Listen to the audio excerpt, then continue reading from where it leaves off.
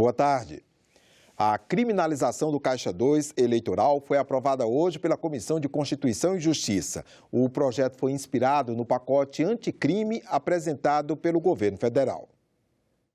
A criminalização do Caixa 2 eleitoral já havia sido aprovada pelo Senado no mês passado, dentro do pacote de medidas contra a corrupção, que também punia outras condutas. Aquele projeto foi para a Câmara. A matéria analisada nesta quarta-feira na CCJ é específica sobre o tema. Prevê reclusão de 2 a 5 anos para quem arrecadar, receber, manter, movimentar ou utilizar qualquer recurso, valor, bens ou serviços estimáveis em dinheiro, paralelamente à contabilidade exigida pela legislação eleitoral. O Caixa 2 já vem de um debate anterior, não é? Ou melhor, as 10 medidas já vêm de um debate anterior e nós estamos aqui com um projeto específico, com uma tramitação específica, aonde os parlamentares dessa nova legislatura têm o direito de fazer as suas emendas. Em voltando para a Câmara, não há dúvida que nós teremos uma tramitação mais célere deste. O relator incluiu o aumento de 1/3 a 2/3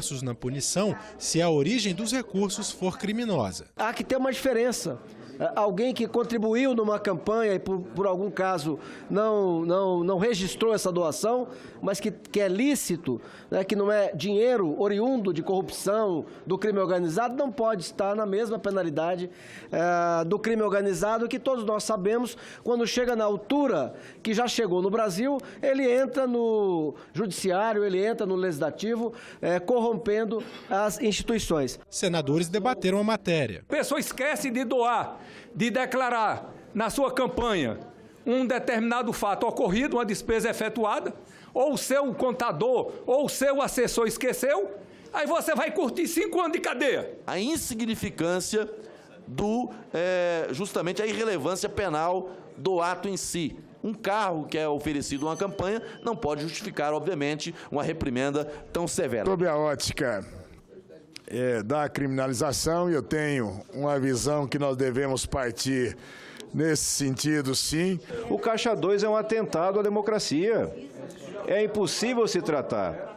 Isso é impossível de se esconder essa realidade sob qualquer argumento que seja, não importa a veemência da fala. O projeto restringe-se ao período eleitoral, o que também gerou críticas de alguns senadores. Nós ainda vamos ser demandados pela sociedade na busca de uma abrangência que discipline aquilo que decide a eleição, que é a pré-campanha.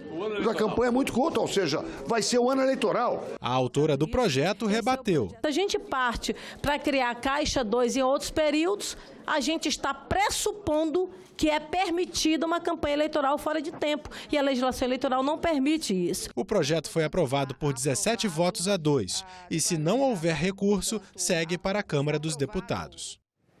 A Comissão de Constituição e Justiça também aprovou a proposta de emenda à Constituição que prevê voto aberto para as eleições das mesas no Congresso Nacional. Os senadores protocolaram nesta terça-feira a proposta de emenda à Constituição que reforma o sistema tributário brasileiro. O assunto vai começar a ser discutido na Comissão de Constituição e Justiça já no segundo semestre. O texto apresentado no Senado é o mesmo relatado na Câmara dos Deputados no ano passado pelo ex-deputado Luiz Carlos Rauli. Os senadores fizeram um acordo para que fosse apresentada uma proposta única de reforma tributária. Mas o Senado ainda vai ouvir o secretário da Receita Federal, Marco Sintra, e o economista Bernard Api sobre o tema.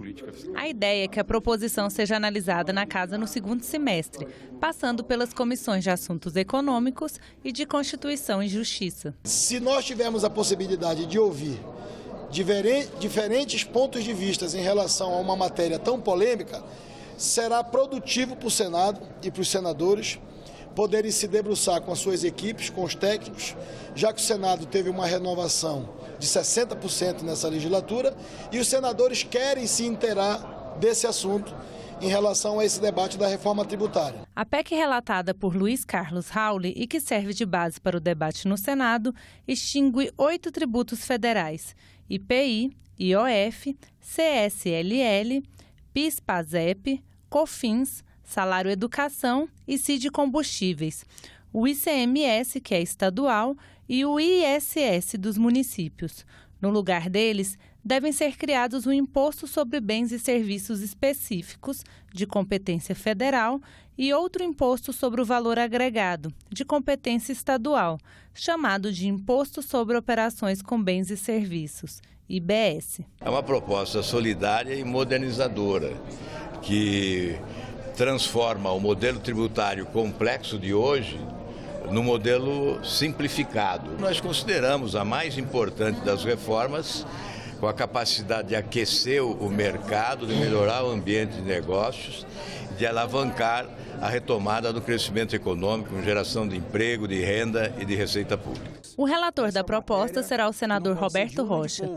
Ele afirmou que a reforma é necessária para que o Brasil receba mais investimentos. E eu quero ouvir todos, não só do Senado, mas da sociedade, das forças de produção desse país, para a gente poder realmente botar esse país nos eixos.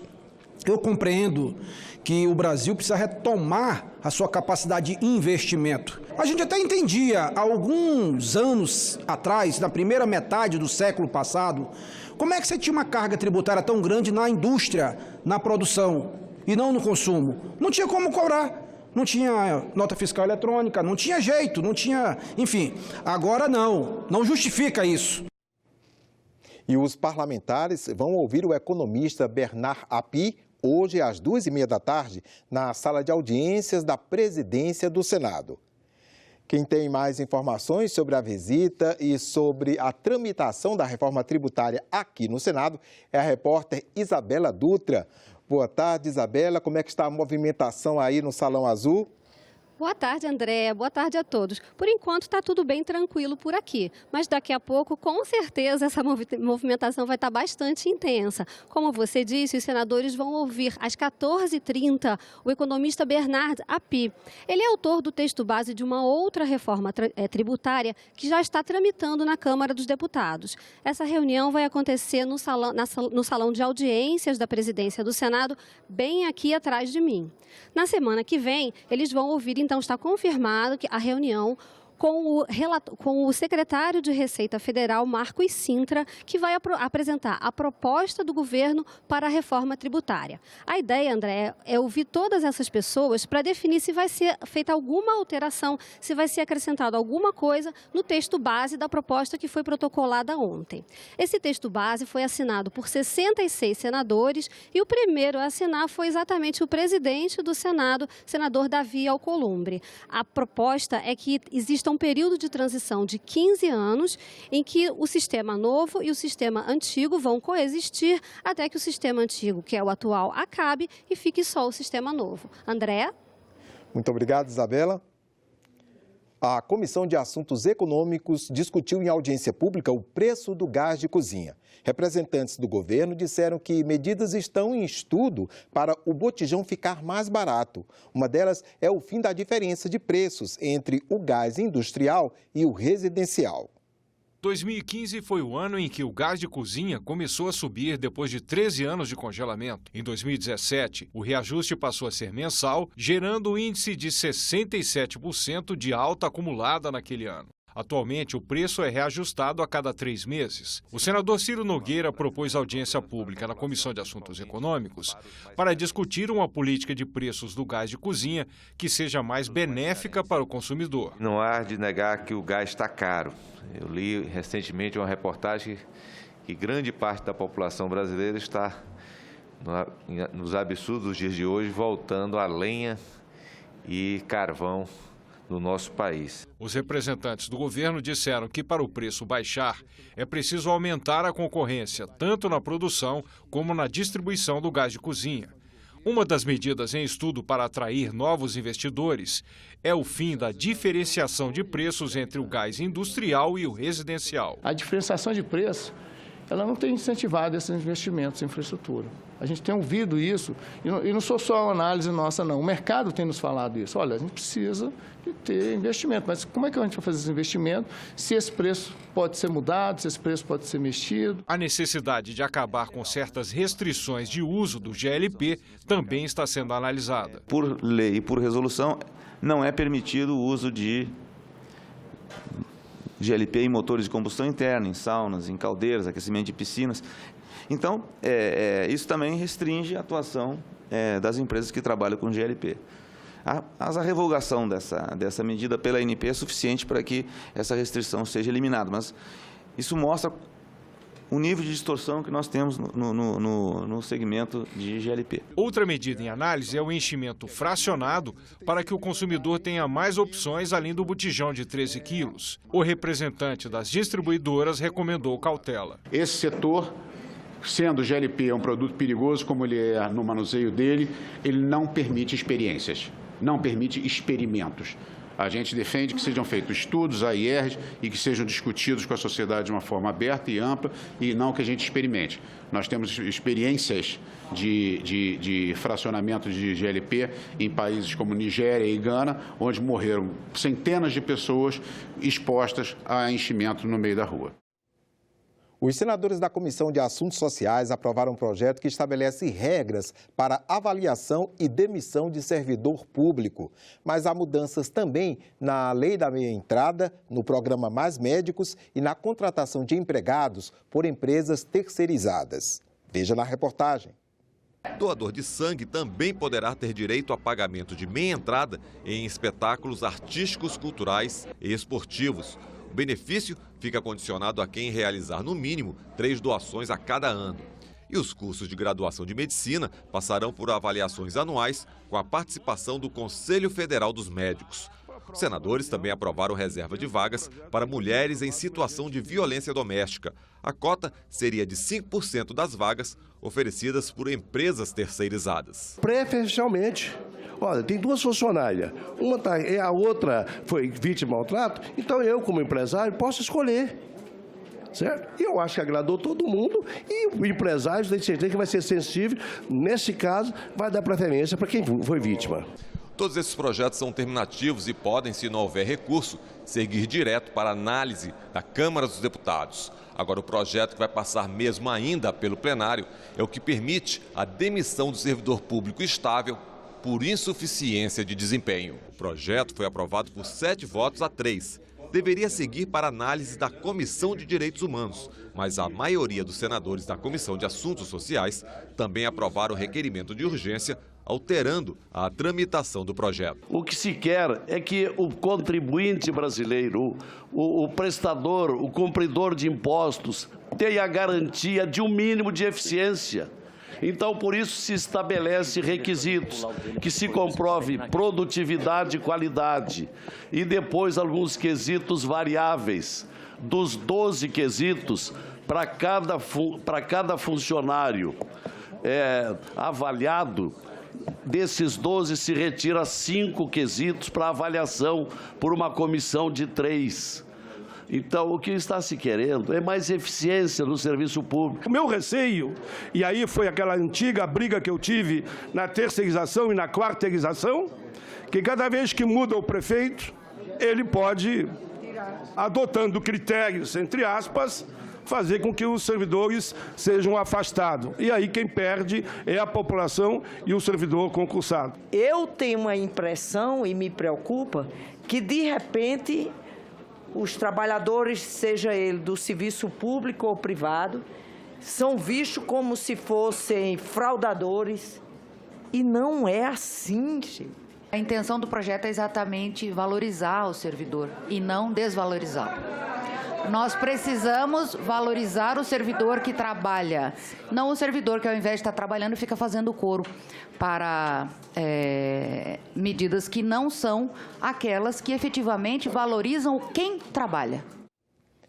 A situação dos refugiados no Brasil foi debatida hoje em audiência pública conjunta das Comissões de Relações Exteriores e Defesa Nacional e de Direitos Humanos. São mais de 70 milhões de refugiados no mundo. 80% estão em países em desenvolvimento. Só 16% foram para países ricos. As nações que abrigam hoje o maior número de deslocados são Turquia, Paquistão e Uganda. Numa situação diferente de quem sai livremente do país, essas pessoas são forçadas a fazê-lo. Caso essa pessoa permaneça em seu país de origem, está colocando sua vida, integridade física, liberdade em risco. Depois da Síria, com 6 milhões de pessoas obrigadas a fugir da crise, a Venezuela vem em seguida, com mais de 4 milhões. Nos últimos anos, o Brasil recebeu 175 mil venezuelanos, atrás da Colômbia, 1,5 milhão, Peru, 800 mil e Equador e Chile, 300 mil cada.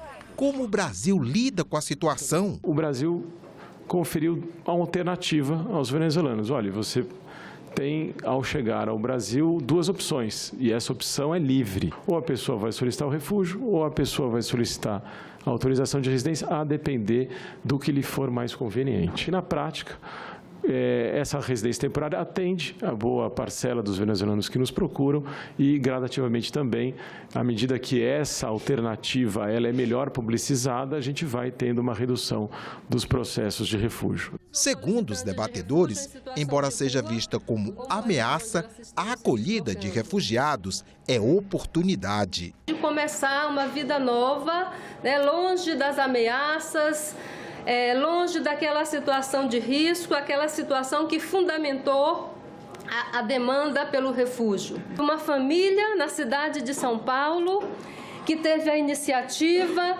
de articular e apoiar uma família venezuelana. Eles se organizaram, estão pagando aluguel para acolher uma família venezuelana. Isso está reverberando em outras iniciativas. Por exemplo, o aquecimento da economia e desenvolvimento da própria região onde essas pessoas chegam. São pessoas extremamente qualificadas. A própria resposta emergencial aporta dinheiro, aporta verbas na região onde essas pessoas chegam. Existe uma troca cultural muito interessante na região, além da extrema visibilidade internacional que esse tipo de fenômeno traz. E 2 comissões mistas responsáveis por analisar medidas provisórias se reúnem hoje à tarde para a instalação e a eleição dos presidentes e vice-presidentes. A primeira é a MP 884 de 2019, que acaba com o prazo para os proprietários de terra fazerem a inscrição no Cadastro Ambiental Rural. A reunião está marcada para as 2h30 da tarde. A segunda é a MP 885 de 2019, que altera a legislação penal para facilitar a venda de bens apreendidos em ações de combate ao tráfico de drogas, como carros, aviões e imóveis. A comissão se reúne às 2h40. O Brasil ainda enfrenta dificuldades para fornecer água potável e serviço de esgoto a grande parte da população.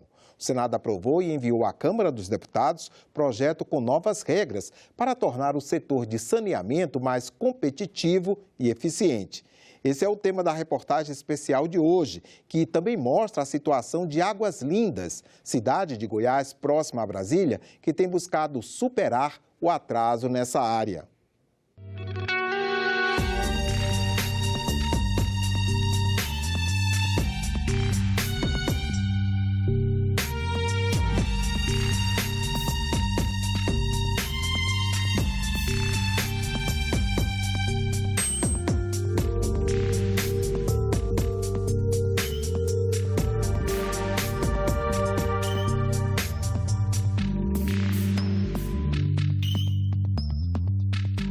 Na nossa cidade já teve, no passado, até surto de meningite. Então, assim, a gente sabe que isso vem realmente de um não tratamento, de esgoto.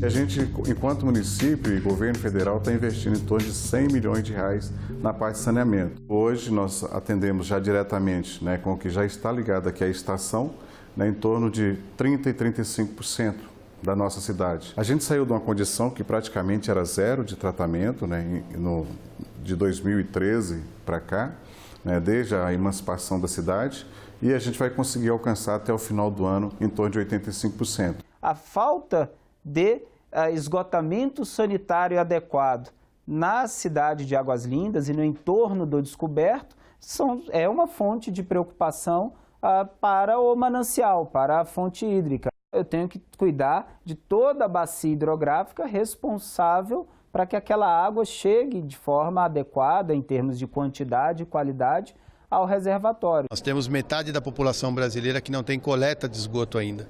Menos da metade do esgoto produzido no Brasil vai para uma estação de tratamento. Portanto, a maior parte do esgoto vai para a natureza, como sai dos nossos banheiros. Então, isso explica a má qualidade dos rios, as doenças, principalmente doenças da infância, e explica a má qualidade de várias praias.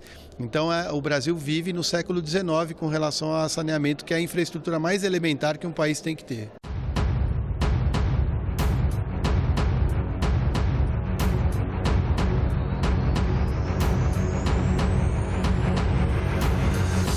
O que a gente costuma dizer no setor de saneamento é que cada real investido em saneamento significam R$4 economizados no sistema de saúde, por doenças que estão relacionadas à contaminação por água ou esgoto que não estão sendo de modo adequado tratados.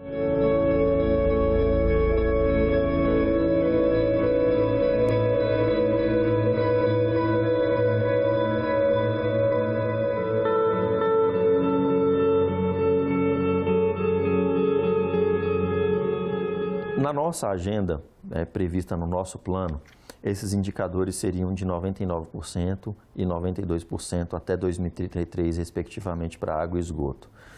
Isso não significa que a gente não possa rever o nosso plano para encurtar o cenário de 2033 para 2030, desde que a gente veja, de fato, que nos próximos anos os níveis de investimentos estão aumentando.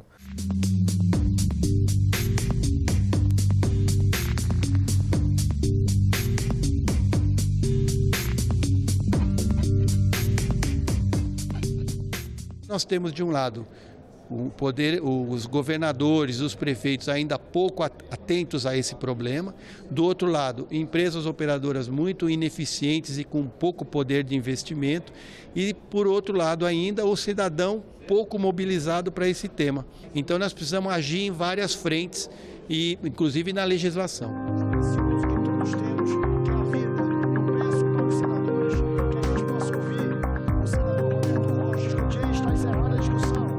Em votação, os senadores e senadoras que aprovam permaneçam como se encontram. Aprovado. Em marco regulatório vão ser definidos muito claramente metas, objetivos. As agências reguladoras, além de controlar as tarifas, vão seguir essas metas e objetivos. E as empresas, sejam estaduais ou sejam privadas, vão ser obrigadas a cumprir essas metas sob o risco de perder os seus contratos. Fato é que, atualmente, as empresas estaduais não têm dinheiro para investir. E se tiver que ter investimento, e tem que vir do capital privado. E o capital privado não bota se não tiver segurança jurídica, se não tiver marco regulatório. O que atrasa o setor de saneamento é essa reserva de mercado das companhias públicas. Isso já não acontece mais no setor de energia, isso já não acontece mais no setor de telefonia, isso não acontece mais no setor de aeroportos, e no setor de saneamento a gente insiste nisso. Hoje nós temos cerca de 6% da prestação de serviço de saneamento é feita pelo mercado privado. Esse 6% de prestação privada já corresponde a 20% dos investimentos no setor. Todos os locais que se fala em privatização que melhorou, nós temos que perceber o que foi melhorado e para quem. E não é que eu seja contra, mas é importante se deixar registrado. As telefonias foram importantes, mas vejam onde é que eles investem, aonde tem gente para usar o serviço. Os municípios pequenos estão abandonados pelas grandes empresas telefônicas. Nós estabelecemos na regra que, quando for fazer uma licitação, você pode fazer a licitação do município maior, que é chamado de filé, juntamente com um bloco de municípios pequenos, que são chamados de osso. Isso não foi feito na época da privatização da telefonia. Nós estamos fazendo. A gente entende que, da forma de bloco, os prefeitos podem ficar mais tranquilos com a segurança de que o serviço vai ser prestado, sem ser de forma individualizada, com uma conta que talvez não aumente para a sua população.